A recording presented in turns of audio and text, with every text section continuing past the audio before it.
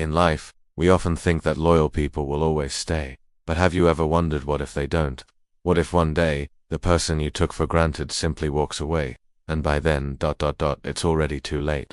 This is the story of a manager named Richard, a man who had everything, until the day he lost the one person he couldn't afford to lose, and the painful lesson he learned changed him forever. Richard was the manager of a successful manufacturing company. He was proud, efficient, results-driven. His office had awards on the walls. His reports always looked perfect. But beneath all that success, there was one person Richard never noticed. His name was David. David was a senior technician, quiet, skilled, dependable. He never complained, never asked for raises, never caused problems.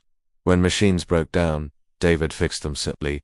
When projects fell behind, David worked late without asking for credit.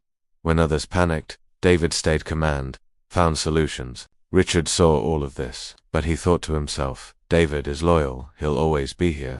I don't need to worry about him. Let me focus on the noisy ones, the ones who demand attention, the ones who threaten to leave. So Richard gave promotions to those who complained loudest. He gave bonuses to those who made the most noise. He gave recognition to everyone, except David. Years passed. David kept delivering excellence, but Richard kept overlooking him. One day, a junior technician got promoted, someone David had personally trained. David said nothing.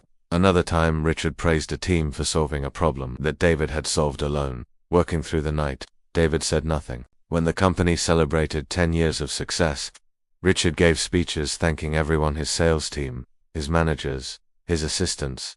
David's name ... was never mentioned. Still, David said nothing. But inside, something was quietly changing. His colleague Tom noticed. One day during lunch, Tom asked, David, why don't you ever speak up?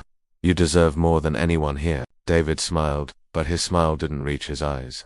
I used to believe, he said slowly, that good work speaks for itself, but I'm starting to realize, maybe I've been speaking to someone who isn't listening. Tom looked at him, concerned. What are you going to do? David stared out the window. I don't know yet, he said quietly, but deep down, he already knew. 2 weeks later, Richard was reviewing quarterly reports when his assistant knocked on the door. Mr. Richard, David is here. He says it's important. Richard barely looked up. Tell him I'm busy. We can talk next week. The assistant hesitated. Sir, he said, it can't wait. Richard sighed, irritated. Fine.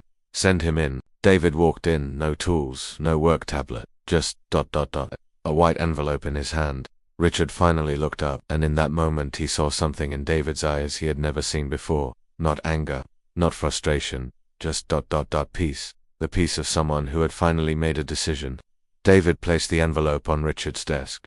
My resignation, he said quietly. Effective immediately. The room went silent. Richard stared at the envelope like it was a bomb. Resign, but ... why? You never said anything. David looked at him, his voice calm but final.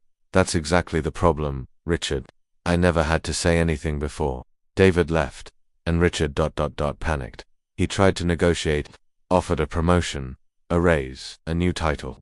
But David had already made up his mind. It's not about money anymore, David said at the door. It's about being valued before you have to threaten to leave. The door closed, and suddenly, Richard's perfect world started to crumble. Within a month, 3 critical machines broke down. Nobody could fix them like David did. 2 major projects fell behind schedule. Nobody understood the systems like David did. Clients started complaining. Quality dropped. Costs doubled. Richard hired 3 technicians to replace David. None of them came close. His office, once filled with awards, now felt empty. The chair where David used to sit during meetings remained vacant, and every time Richard walked past it, he felt the weight of what he had lost. Desperate for answers, Richard visited his old mentor, retired CEO who had once taught him everything. Richard told him the whole story. His mentor listened in silence. When Richard finished, the old man finally spoke. Richard, you made the mistake most leaders make. You paid attention to the squeaky wheel, the one that demanded oil, but you forgot about the wheel that ran smoothly. You thought, it's fine, it doesn't need attention, until one day, that wheel stopped turning, and the whole machine collapsed. Richard's voice cracked. So what should I have done? The mentor looked at him with compassion. Don't wait for people to demand recognition. Give it before they have to ask. Don't wait for them to threaten to leave. Value them while they're still choosing to stay. because by the time someone resigns, they've already left emotionally months ago. Look, in life, we all do this. We take for granted the people who are always there. Our parents, our loyal friends, our supportive partners. We think, they'll always be here. I'll appreciate them, later. But what if later never comes? What if they stop waiting for you to notice? Don't be like Richard. Don't wait until the chair is empty. Don't wait until the door has already closed. Tell them today. Show them now, before they become a lesson. You learn too late. So I ask you, who in your life deserves to hear, "I appreciate you" right now? Write their name in the comments. Make that commitment. Because remember, great people don't leave bad places. They leave places where they're treated as if they're ordinary.